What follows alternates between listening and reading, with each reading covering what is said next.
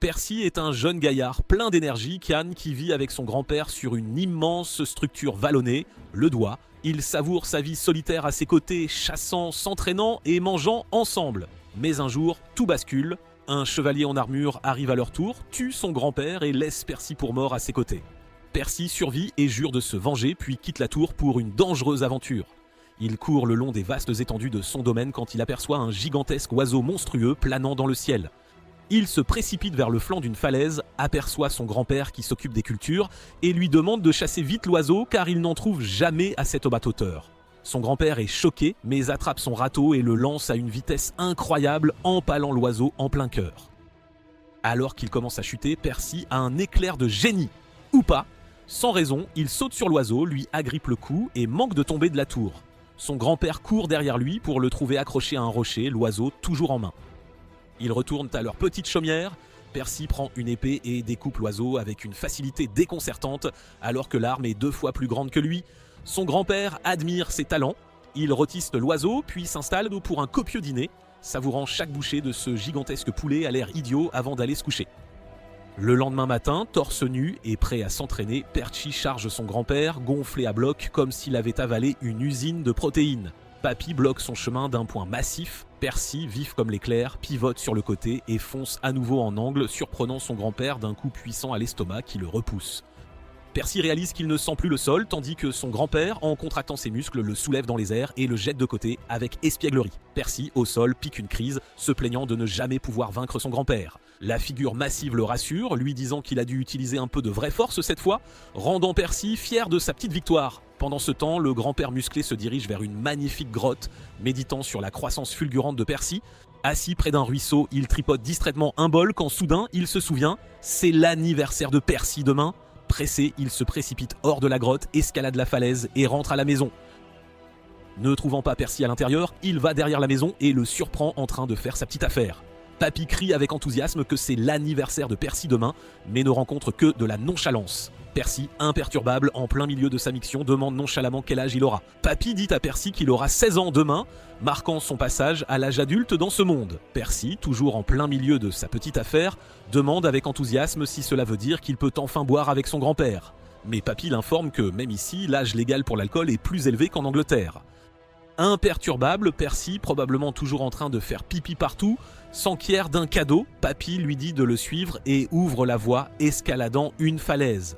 Au sommet, il contemple le vaste ciel nuageux et suggère à Percy de quitter le Doigt pour un voyage autour du monde afin d'en admirer les merveilles. Percy, avec un sourire nonchalant, déclare qu'il se fiche complètement du monde, choquant son grand-père. Le vieil homme a du mal à y croire, racontant sa propre jeunesse aventureuse quand il a quitté la maison à 16 ans pour devenir un vrai homme. Percy rétorque que chaque jour au Doigt est une aventure pour lui et qu'il est parfaitement content de l'endroit. Papy pointe le ciel ouvert, mentionnant une petite île où vivraient les gens du ciel, une race d'humains. Cette île, créée par les saintes déesses, flotte dans le ciel, cachant ses merveilles au monde d'en bas. Percy demande pourquoi son grand-père n'y est jamais allé. Il répond qu'il ne peut pas voler, mais qu'il s'est bien amusé avec les aventures et les mystères de Britannia, le vaste continent sous les nuages où se dresse leur tour. Excité par les récits de son grand-père, tour serpentine, nuit de navigation céleste, une grotte vers l'enfer, un lac enchanté, une forêt magique, Percy, l'air pas trop intéressé, se prépare à pêcher de beaux poissons. Plus tard, dans leur confortable chaumière, la délicieuse odeur de poisson rôti emplit l'air tandis que Percy savoure son repas. Papy, un peu comme un vieux sage un lundi matin, raconte que le père de Percy a commencé ses aventures à 16 ans et Percy est curieux de son père. Percy demande plus d'informations, mais Papy change immédiatement de sujet, lui demandant s'il se sent parfois seul. Percy répond du tac au tac qu'il ne se sent pas seul du tout, car il a toujours son grand-père à ses côtés. Papy est un peu gêné et change encore de sujet. Percy, assis près du feu chaud, sculptant du bois, suggère nonchalamment d'aller chasser de gros lézards rocheux le lendemain. Son grand-père, passablement ivre, marmonne des citations familières, affirmant que c'est juste un rappel pour lui-même. Il taquine Percy, lui demandant ses projets pour l'avenir. Percy sourit, exprimant sa détermination à devenir fort, à protéger les faibles et à tout sacrifier pour sa famille. Papy, ravi de la réponse, rit et défie Percy avec espièglerie, disant qu'il n'est pas si vieux et n'a pas besoin de protection d'un petit gars comme lui.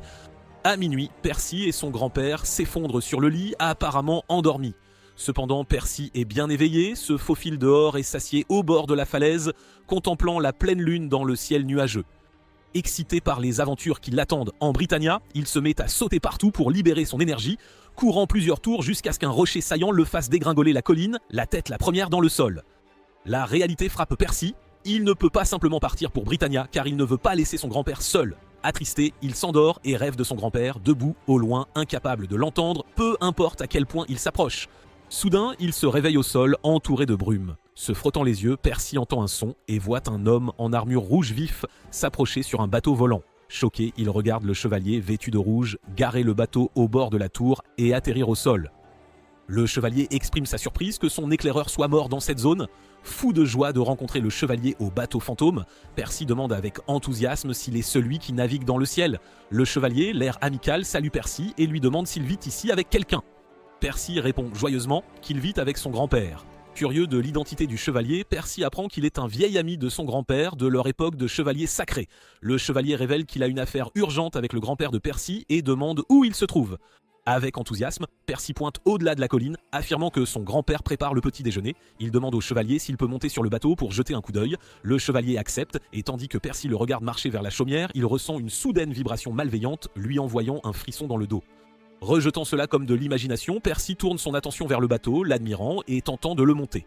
Réalisant qu'il ne peut pas le bouger, il se demande si c'est parce qu'il n'est pas un chevalier sacré. Il commence à réfléchir. Qu'est-ce qu'un chevalier sacré, au juste ? Son grand-père ne lui a jamais expliqué. Soudain, un sentiment de peur le saisit alors qu'il se souvient de l'étrange sensation qu'il a eue du chevalier. Immédiatement, il descend du bateau et sprinte vers la chaumière, sentant que quelque chose ne va pas et que son grand-père pourrait être en danger. Pendant ce temps, son grand-père coupait des légumes pour le petit déjeuner quand il entend des pas derrière lui qui l'effraient. Il prend immédiatement une posture défensive, bloquant une attaque du chevalier, mais est quand même projeté dans la maison. Son grand-père se lève et fonce sur le chevalier, l'épée à la main. Un affrontement s'ensuit, des coups d'épée pleuvent, mais le chevalier les bloque avec une facilité déconcertante. Il utilise alors sa magie, créant une entaille qui transperce le grand-père et frappe même la maison derrière lui, saignant de son corps et de sa bouche. Le grand-père tient bon quand ils entendent Percy crier depuis la falaise, disant au chevalier de foutre le camp et d'arrêter de faire du mal à son grand-père. Le chevalier riposte immédiatement avec une entaille aérienne qui tranche un énorme morceau de la falaise et dit à Percy de fermer sa gueule ou il sera le prochain. Percy s'énerve, attrape un rocher, saute et le lance sur le chevalier qui le détruit immédiatement avec sa magie. Percy descend et attrape un rocher encore plus gros, le lançant vers l'homme en armure cramoisie. Mais c'est inutile, il le tranche en morceaux d'une entaille aérienne et s'apprête à frapper Percy quand Papy, pris d'une rage folle, attrape le chevalier, criant à Percy de fuir. Percy hurle qu'il ne partira pas sans lui. Le chevalier leur dit de se taire car ils vont tous les deux mourir avant d'utiliser son entaille magique sur le grand-père. Celui-ci tombe au sol, saignant de partout, avec tellement de trous que même le meilleur des chirurgiens n'aurait pu le sauver. Alors que Percy ne peut même pas comprendre ce qui s'est passé, le chevalier se tourne vers lui et utilise sa magie pour lui infliger une entaille massive qui coupe même à travers la montagne derrière lui. Percy commence à saigner et était sur le point de tomber, mais retrouve son équilibre avant de se diriger vers le chevalier et tente de frapper, mais dans son état affaibli, cela ne fait rien et le chevalier le repousse d'un coup de pied. Son grand-père demande au chevalier pourquoi il est venu ici pour les tuer. Le chevalier affirme qu'une prophétie a été faite il y a quelques jours. 4 chevaliers actuellement dans ce monde s'uniront et causeront la chute du roi Arthur. Ne pouvant prendre aucun risque, ils sont forcés de tuer quiconque n'a pas déclaré sa loyauté à la couronne. Il affirme que les détails ne sont pas clairs, mais qu'ils ont reçu l'ordre d'agir de leur propre chef. Son grand-père demande s'il a une conscience, car il vient de tuer son petit garçon, mais le chevalier lui dit que c'est pour le plus grand bien et s'en va.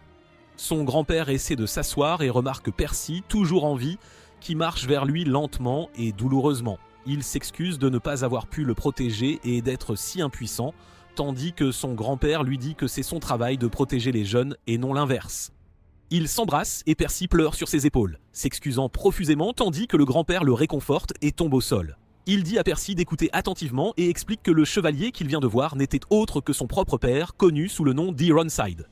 Il ne peut pas expliquer toute la situation car il ne lui reste plus beaucoup de temps, mais dit à Percy de trouver le chevalier car c'est lui qui pourra tout lui expliquer.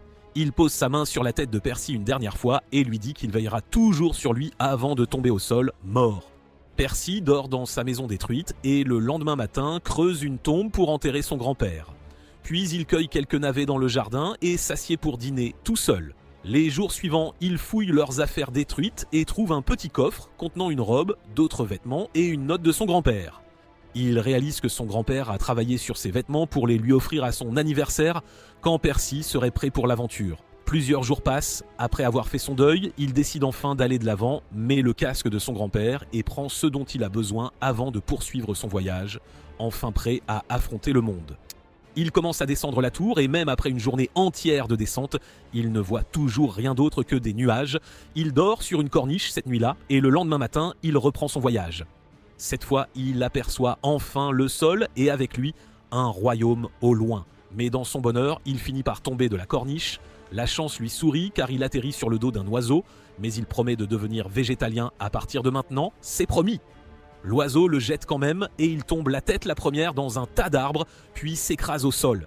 Il est toujours heureux d'être au moins arrivé tout en bas quand il entend quelqu'un arriver et remarque l'une des abominations mi-chat, mi-chien les plus laides que j'ai jamais vues. Percy est émerveillé par la vue de cette créature et essaie de lui parler, car il n'a jamais rien vu de tel sur le rocher où il vivait. Pendant plusieurs minutes, il tente d'obtenir des informations de la créature, lui demandant si elle connaît un endroit où il peut trouver des humains comme lui, car il est nouveau ici. Le chien tourne simplement la tête et commence à s'éloigner de lui. Mais même après avoir été complètement ignoré, Percy continue de le suivre, ce qui l'effraie. Il se met à courir à toute vitesse, toujours poursuivi par l'étrange garçon au casque. Le chien prend encore plus de vitesse, saute à travers la forêt et disparaît, laissant Percy tout seul. Percy essaie toujours de le suivre et se fraye un chemin à travers des buissons quand il aperçoit enfin des humains assis près d'une charrette. Le groupe de 3 amis semble être des artistes et pratique sa routine quotidienne. Le gros nommé Katz montre ses mains remplies de bouts de papier et les jette en l'air. Les bouts s'enflamment immédiatement et tombent au sol tandis que sa compagne, Elva, montre ses propres tours de magie avec son singe et un cerceau. Dès qu'elle passe le cerceau à travers sa main, le singe disparaît, puis réapparaît tout aussi mystérieusement une fois le cerceau retiré. Ils se tournent ensuite vers leur dernier compagnon, Donnie, mais remarque qu'il ne prend même pas cela au sérieux et se détend simplement sur la charrette à cheval. Le gros dit à Donnie de prendre cela au sérieux, mais il répond qu'il n'y a personne pour voir leur spectacle, alors pourquoi gaspiller son énergie pour rien ? Elva lui dit qu'ils ne peuvent pratiquer que quand personne n'est là, mais Donnie répond qu'il n'a pas besoin de pratiquer pour se produire, contrairement à d'autres qui, même avec beaucoup d'entraînement, ne peuvent pas faire le show la nuit. Soudain, ils entendent des applaudissements et se retournent pour voir un Percy émerveillé applaudir leur numéro, véritablement intrigué par leur performance magique. Ils s'approchent tout de lui tandis qu'ils dansent, leur disant que ce qu'ils ont fait était super cool et qu'il veut le revoir car il n'a jamais rien vu de tel auparavant. Elva et Fatty pensent de tous deux que ce garçon vient d'ailleurs, mais Donnie ne laisserait aucune occasion de gagner de l'argent. Il s'approche de lui, exigeant de l'argent car il a vu leur numéro qui n'est pas gratuit. Elva proteste, mais Donnie dit qu'ils ont besoin d'acheter de la nourriture et pour cela il faut de l'argent. Percy, lui, n'a aucune idée de ce qu'est l'argent ni de son fonctionnement, ce qui énerve Donnie. Mais il dit à Percy que s'il n'a pas d'argent, il devra payer avec ses affaires. Et un Percy naïf lui tend simplement son sac, rempli de tous les objets nécessaires. Donnie sort un poignard et affirme qu'il va compléter le spectacle. Bientôt, Percy commence à flotter dans les airs. Il est complètement sidéré, mais super heureux de pouvoir faire quelque chose comme ça, et demande à Donnie comment il fait. Mais à sa surprise, Donnie et ses acolytes l'ont laissé suspendu en l'air et ont emporté ses affaires sur leur charrette. Donnie semble ravi de lui-même, tandis qu'Elva lui dit à quel point il est un salaud. Donnie rétorque que tout le monde doit savoir comment gérer le monde réel et qu'il vient de lui en donner un avant-goût. Mais Elva le harcèle toujours, disant que le garçon semble être seul et complètement inconscient du fonctionnement du monde. Donnie commence à se sentir un peu mal et se demande s'il devrait s'arrêter et faire demi-tour pour rendre les affaires de Percy. Mais avant qu'il ne puisse prendre sa décision, Percy court immédiatement vers leur charrette avec une vitesse si incroyable que cela les choque tous. Donnie lui tend immédiatement son sac, mais à sa surprise, au lieu d'être en colère, Percy leur demande simplement comment il peut trouver quelqu'un dans ce monde. Ils n'ont aucune idée de qui il parle et lui demandent qui il veut rencontrer. Percy devient un peu silencieux et répond qu'il veut trouver une personne appelée Ironside. Quand il demande qui est ce gars Ironside, l'humeur de Percy s'assombrit. Il se souvient des événements passés, comment le chevalier, censé être son propre père, a impitoyablement tué son grand-père, puis a même tenté de tuer Percy, son unique fils. Fatty se sent mal pour lui et demande s'il est en quête de vengeance. Mais Percy répond qu'il n'a lui-même aucune idée de pourquoi il essaie de suivre cet homme, mais affirme que son grand-père lui a dit avant de mourir qu'Ironside détient la réponse à toutes ses questions. Fatty et Elva lui disent tous deux que malheureusement aucun d'eux n'a entendu parler de quelqu'un de ce nom. Mais Fatty lui dit que s'il va dans les villages voisins, il pourra probablement recueillir des informations qu'ils n'ont pas. Percy ne semble pas comprendre ce qu'est un village, mais se souvient soudain que son grand-père lui a dit que les villages sont l'endroit où beaucoup de gens vivent ensemble en harmonie. Fatih lui tend même la main et lui dit qu'ils peuvent l'emmener au village voisin. Donnie l'arrête cependant et demande comment il les remboursera. Percy n'a aucune idée, alors Donnie lui demande s'il peut faire des numéros et bientôt il lui donne un arc et une flèche. Percy se prépare et vise la pomme posée sur une poutre en bois, mais à la surprise générale, sa flèche part dans l'autre direction et manque de tuer Donnie à la place. Après cela, ils avancent tous sur la charrette, tandis que Fatih lui dit qu'il n'a pas besoin de s'inquiéter, ils l'emmèneront au village voisin gratuitement. Il explique ensuite qu'ils sont une troupe d'artistes qui parcourent le continent et font des spectacles dans les villes et villages pour gagner de l'argent et survivre. Cela semble vraiment hypnotiser Percy, mais Donnie intervient, disant que ce n'est rien dont il faut être fier, car ils ne sont qu'un groupe de chevaliers sacrés ratés, sans assez de magie ou de capacité pour devenir quelqu'un qui compte vraiment. Fatih sourit tristement et dit à Percy qu'ils ont traversé beaucoup d'épreuves ensemble et étaient censés devenir des chevaliers sacrés, mais leurs espoirs et leurs rêves ont été brisés, et depuis, ils se produisent simplement comme des hommes de cirque. Soudain, des villageois les approchent en criant à l'aide, disant qu'un loup est actuellement enragé dans leur village et qu'ils devraient ne courir chercher l'aide des chevaliers sacrés. Cependant, Percy ne sait pas ce qu'est un loup, alors il demande une explication. Donnie ricane et se moque d'eux, disant qu'il n'y avait pas besoin d'appeler les chevaliers sacrés car ils pouvaient facilement chasser le loup. Immédiatement, il attrape les rênes du cheval et charge vers le village. Fatih ne soutient pas la décision, mais Donnie explique que c'est une opportunité d'obtenir nourriture et logement gratuit du village. À leur plus grande surprise, le loup n'est pas un loup ordinaire, mais une bête gigantesque, assez grande pour dominer les maisons des villageois. Immédiatement, Donnie charge dans la direction opposée et décide que c'est une excellente idée d'appeler les chevaliers sacrés. Elva dit à Döding qu'ils ne peuvent abandonner les villageois. Percy, lui, bondit de la charrette, fonçant sur le loup, se rappelant les mots de son grand-père « Vaincre le mal, protéger les faibles ». Percy vise le loup avec ses talents d'archer. Catastrophique, les flèches atterrissent sur son casque, donnant au loup une ouverture. Mais Donnie arrive in extremis, le sauvant en encaissant l'attaque de plein fouet. Voyant Donnie blessé, Percy se demande pourquoi il a risqué sa vie. Donnie lui répond qu'il a trouvé la motivation en voyant Percy charger si bravement. Alors que le loup s'approche de nouveau, Percy parvient à l'arrêter juste avec la paume de ses mains.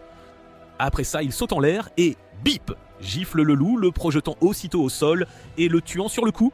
Les villageois sont sidérés par la taille de la bête, y voyant un mauvais présage et s'interrogeant sur son sens. Pendant ce temps, Fatih pense Donnie qui souffre.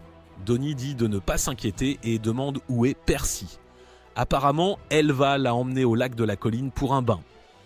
Voyant ses blessures d'Ironseed, elle le plaint. Pendant qu'il rêve, elle lui verse de l'eau sur la tête pour le nettoyer en vue d'une fête de bienvenue organisée par les villageois.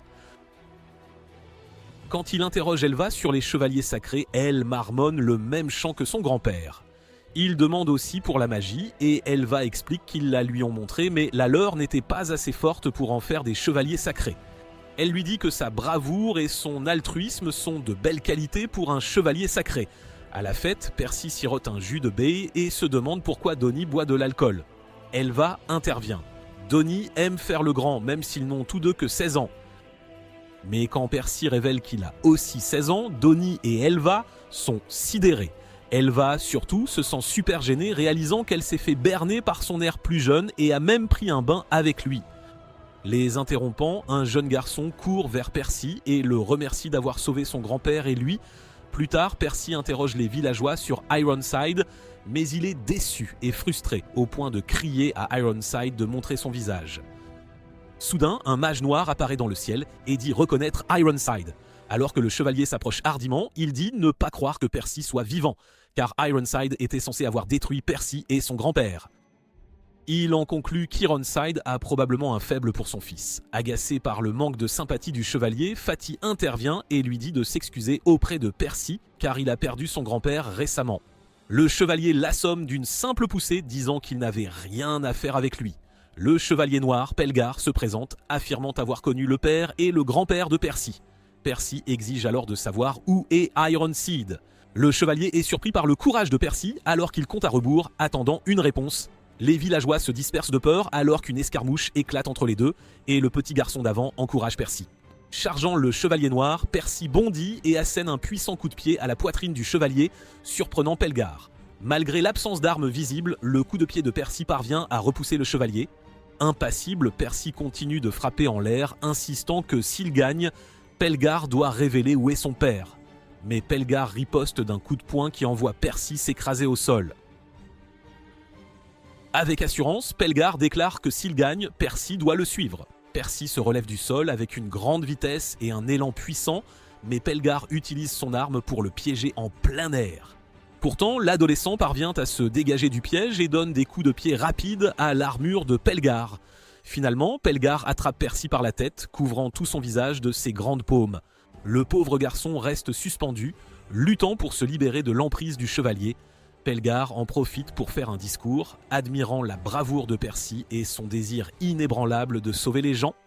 Mal à l'aise de se battre sans armes, il dit à Percy d'utiliser sa magie pour se sauver, mais le garçon n'en a pas.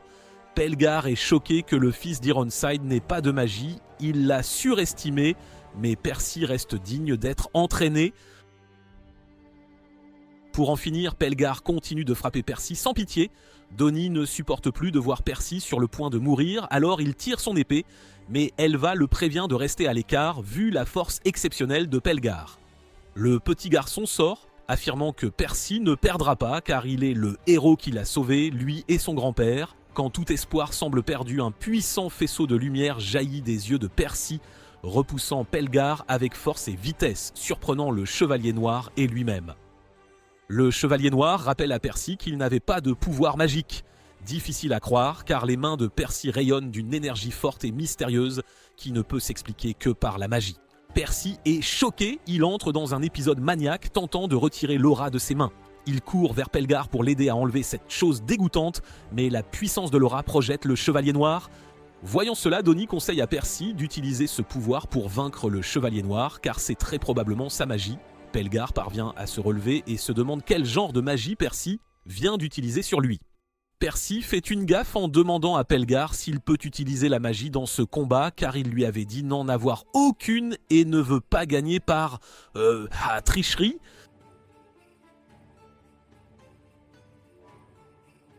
Étonnamment, Pelgar est impressionné par l'honnêteté de Percy et lui donne le feu vert pour la magie. Percy est reconnaissant et célèbre le fait qu'il peut maintenant l'utiliser, mais son ami Donnie lui conseille d'arrêter de remercier ses ennemis à chaque fois. Déterminé à gagner, Percy dit au chevalier qu'il aura enfin des infos sur son père, mais Pelgar ne lui offre pas une victoire facile. Il charge violemment, brandissant une boule de feu sortant de son arme. Mais avant que Percy ne comprenne, la boule de feu devient une spirale enflammée, le mettant en difficulté alors qu'il tente d'éviter les attaques. Pelgar le nargue, il ne peut pas se battre s'il ne fait qu'esquiver. Mais Percy le surprend en apparaissant derrière lui.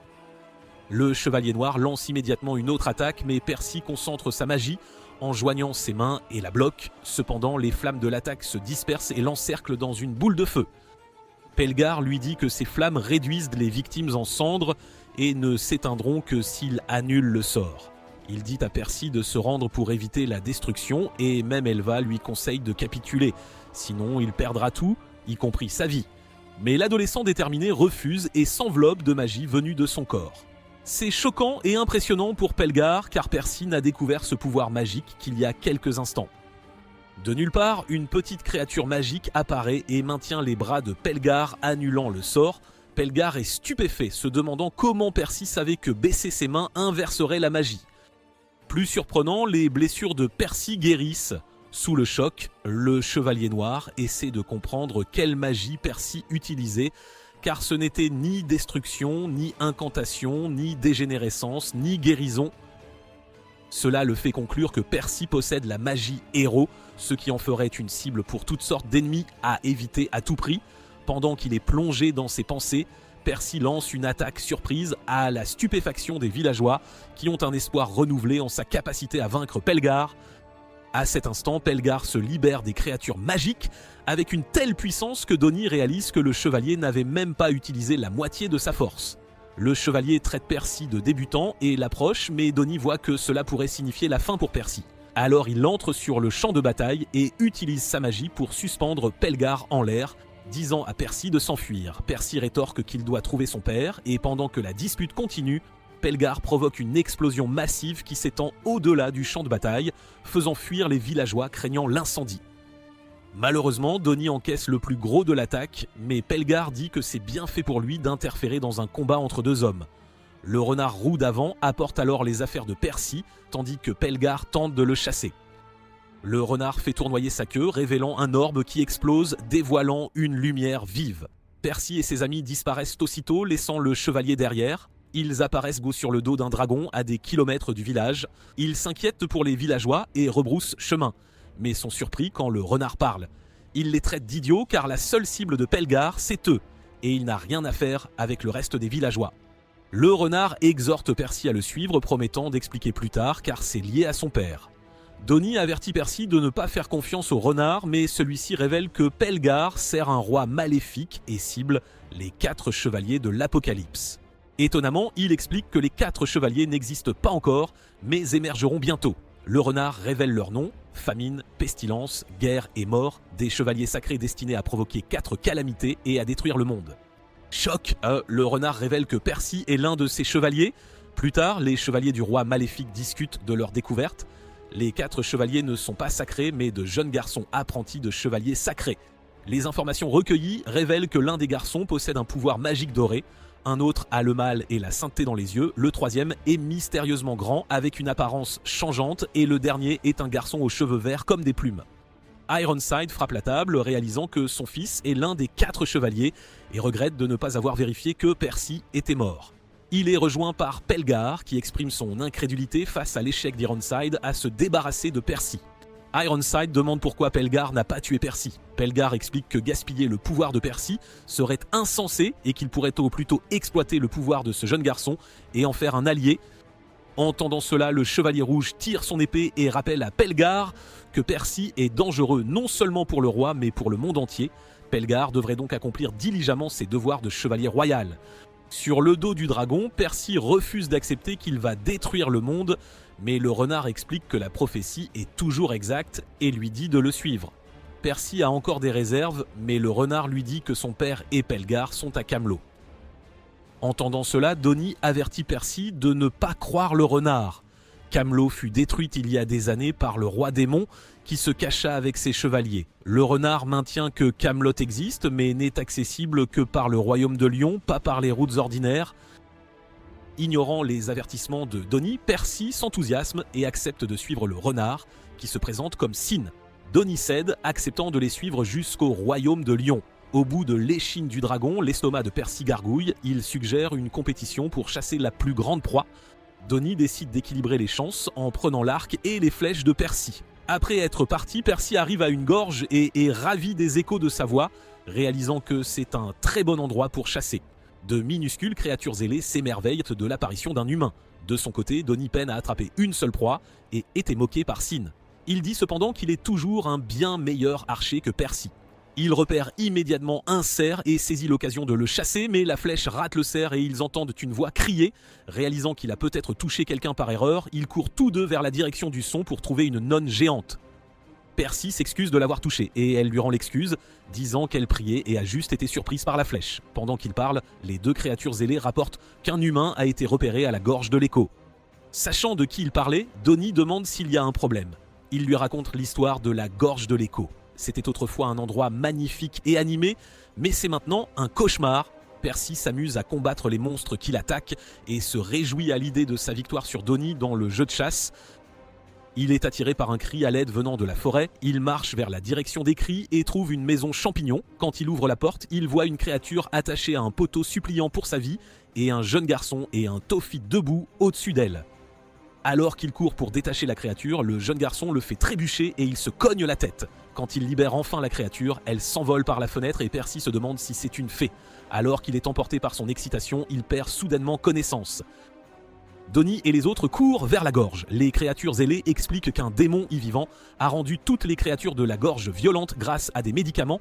Elles le décrivent comme un herboriste fou nommé Nasian. En approchant de la gorge, il se demande s'il n'est pas trop tard. Si Nasian a capturé Percy, le sauvetage sera inutile, leurs efforts vains. Sin exprime la nécessité de trouver Percy, car sa tête roulera s'il arrive quoi que ce soit au gamin. Les créatures du vent insistent sur l'urgence. Nasian est terrifiant. Elles l'ont vu transformer des créatures inoffensives en monstres violents. Quand Percy se réveille, il se retrouve dans une pièce ressemblant à un laboratoire, déshabillé et attaché à une chaise. La première chose que ce gars cherche, c'est son casque ridicule. Nasian entre surpris de voir son cobaye déjà réveillé, censé être assommé pour 10 heures de plus. Percy demande ses vêtements, son casque et ses capes. Nazian explique qu'il garde ses cobayes propres, et comme les vêtements de Percy étaient en lambeaux, il a dû s'en débarrasser. Il lui montre que son casque et sa cape sont en sécurité car ce sont des objets rares au puissant pouvoir magique. Nazian s'approche de Percy et lui injecte une drogue censée faire effet en 1 heure.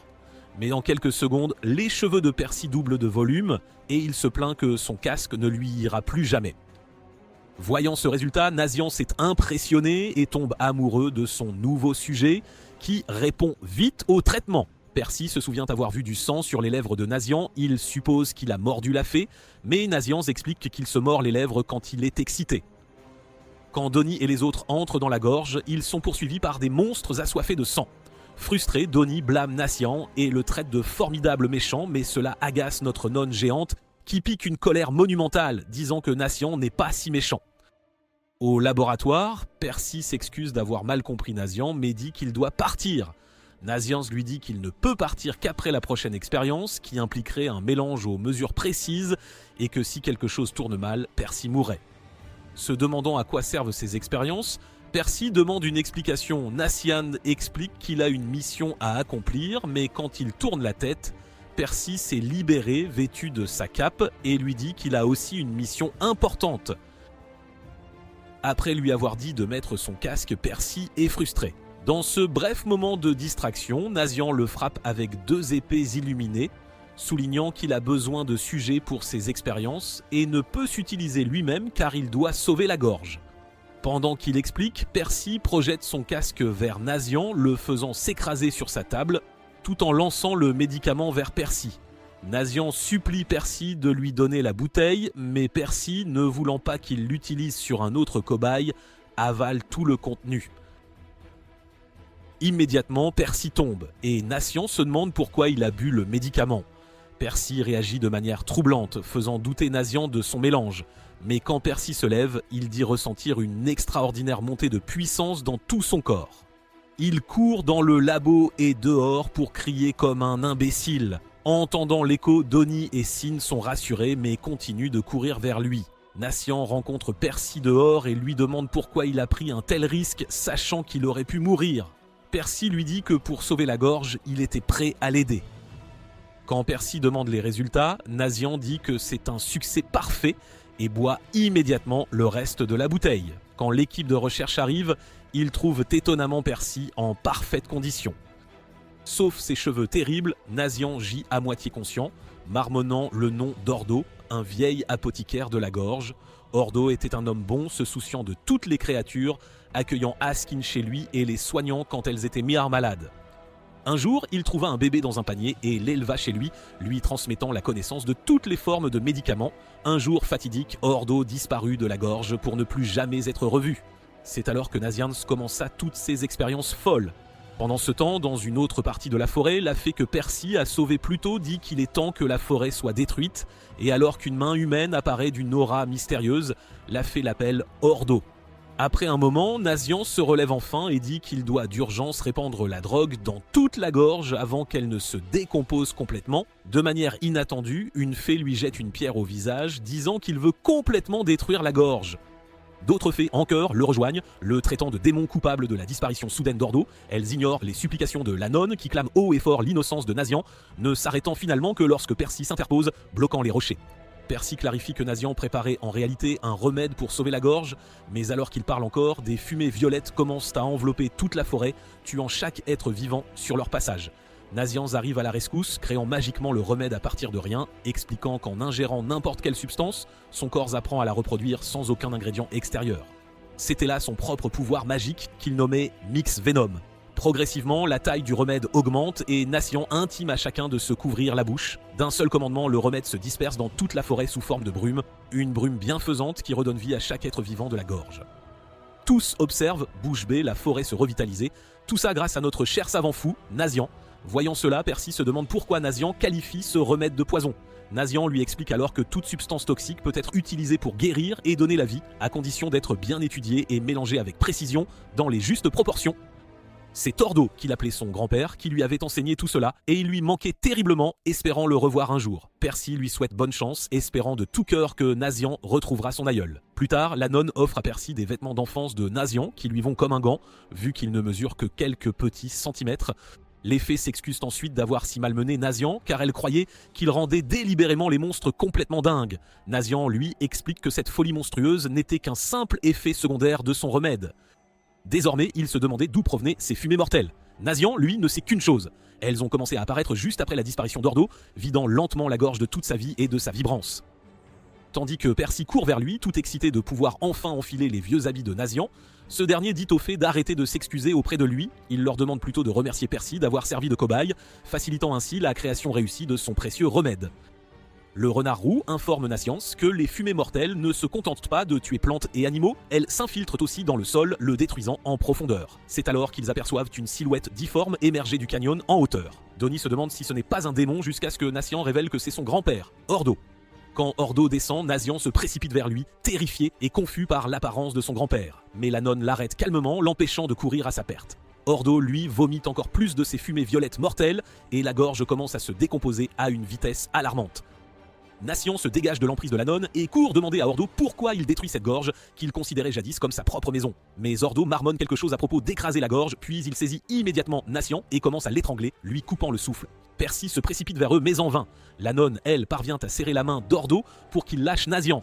Elle hurle à Ordo de ne pas détruire sa propre famille, mais il expire soudainement encore plus de fumées empoisonnées qui la tuent sur le coup.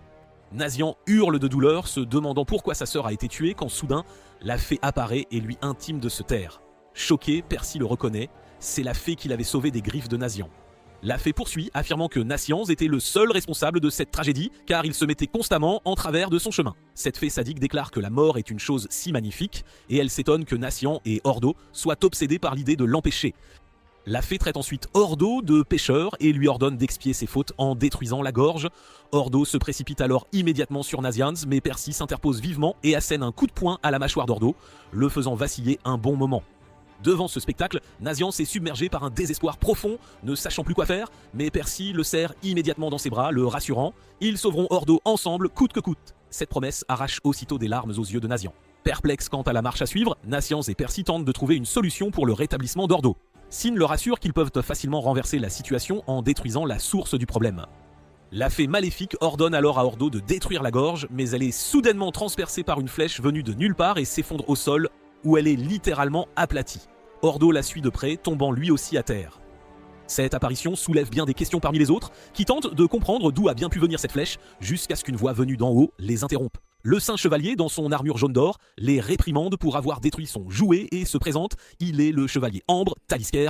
Reconnaissant une certaine similitude dans leur apparence, Percy affirme que Talisker est sans aucun doute un autre compagnon d'Ironside. Nasians ordonne au chevalier de rendre à son grand-père sa forme humaine et exige de connaître la raison de cette transformation monstrueuse d'Ordo. Talisker le défie alors en duel, déclarant que si Nasian parvient à lui porter un seul coup, il obéira à ses ordres.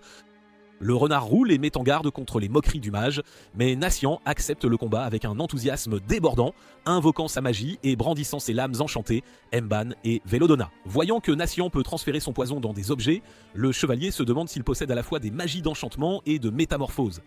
Percy propose son aide à Nasian, qui décline l'offre, arguant que c'est un combat entre créatures magiques. Pour prouver ses propres capacités, Percy tente d'invoquer ses pouvoirs, mais échoue lamentablement. Il s'efforce encore plus, mais ne parvient qu'à lâcher un P retentissant, au grand amusement de tout le monde.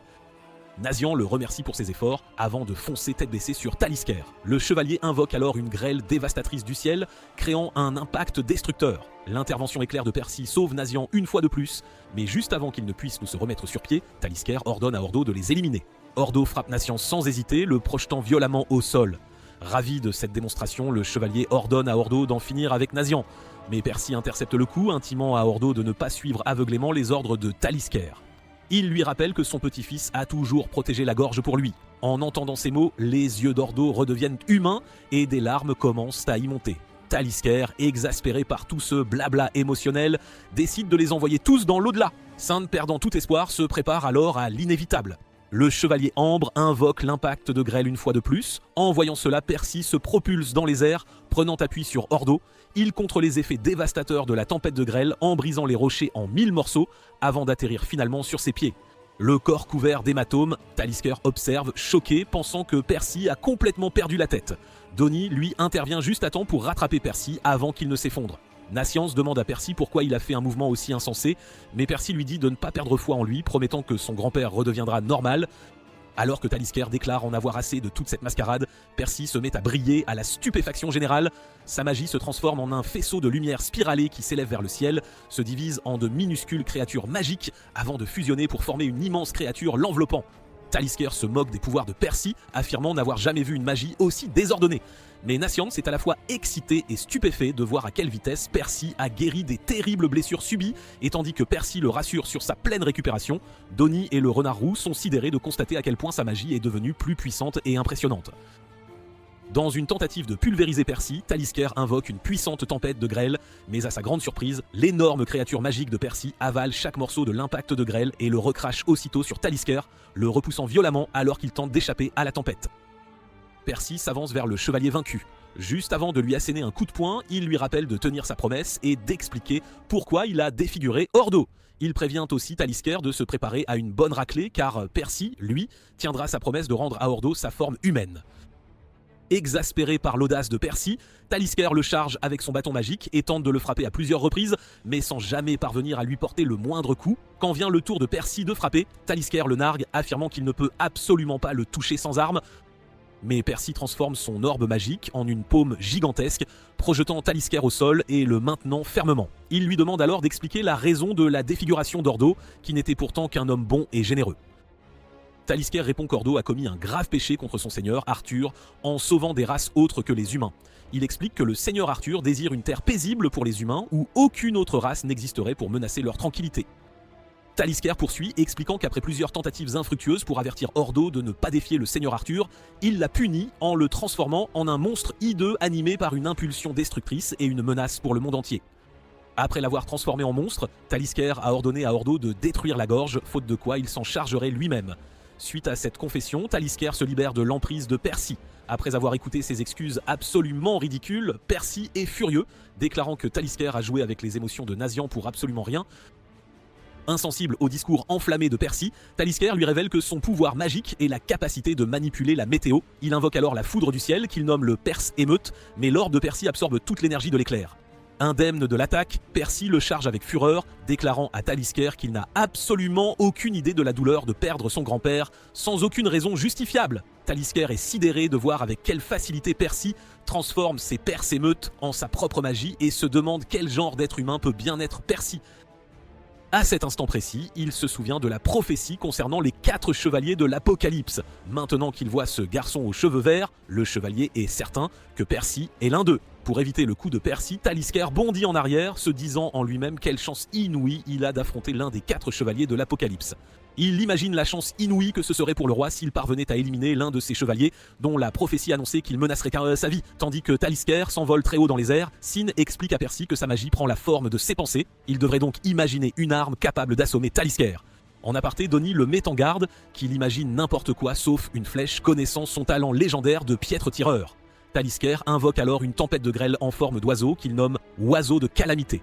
Percy, se souvenant de sa victoire contre l'oiseau de roche sur le doigt de Dieu, crée aussitôt une épée avec sa magie et tranche net l'oiseau de calamité. Tandis que Talisker exprime son plus grand étonnement, Percy lui lance son épée magique. Celle-ci le frappe en pleine poitrine et le projette violemment contre la montagne. Incrédule, Talisker maudit Percy et se demande quelle puissance peuvent bien avoir les 4 chevaliers de l'Apocalypse. En voyant ça, Donnie n'en croit pas ses yeux. Percy a carrément balayé le Saint Chevalier, montagne comprise. Sin demande à Percy d'éteindre sa magie puisqu'il a déjà vaincu le Saint Chevalier, mais le pauvre bougre n'a absolument aucune idée de comment s'y prendre. Tandis que Sin exprime sa déception, Donnie et Nazian sont sidérés, choqués au plus profond d'eux-mêmes par l'apparition soudaine de la nonne géante, ravie de revoir sa sœur vivante. Nazian lui demande si elle va bien et s'agace quand Donnie la traite de zombie géant. Sin explique qu'elle a dû noircir à cause de la présence de métaux lourds dans ses gènes. Il précise que le clan des géants possède la capacité de se recouvrir d'une carapace de métal lourd face à un danger imminent. Lentement, elle se défait de son revêtement métallique et retrouve sa forme normale. Elle s'excuse auprès de Nazian de l'avoir tant inquiétée et lui assure qu'elle va désormais très bien. Voyant Cordo et toujours sous sa forme monstrueuse, Nazian se remémore les rêves de son grand-père pour la gorge. Il avait l'intention de la transformer en une véritable pharmacie de Britannia pour toutes sortes de créatures. Nazian fond en larmes et Percy s'excuse de ne pas avoir réussi à tenir sa promesse de rendre à Ordo sa forme humaine. Miraculeusement, Sin aperçoit le bâton magique de Talisker, celui qu'il avait laissé tomber quand Percy l'a expédié à l'autre bout du monde. Il le brise alors, annulant ainsi le sort qui avait transformé Ordo en monstre. Sous leurs yeux ébahis, Ordo retrouve sa forme humaine, laissant tout le monde sous le choc. Les frères et sœurs sont submergés par l'émotion. Nazian déborde de larmes en courant serrer son grand-père très fort, tandis que Percy observe leurs retrouvailles émouvantes avec un sentiment d'accomplissement. Après ces retrouvailles joyeuses, Donnie se moque de Nazian, le traitant de pleurnichard pour avoir pleuré comme une fillette, malgré sa personnalité si stricte et franche.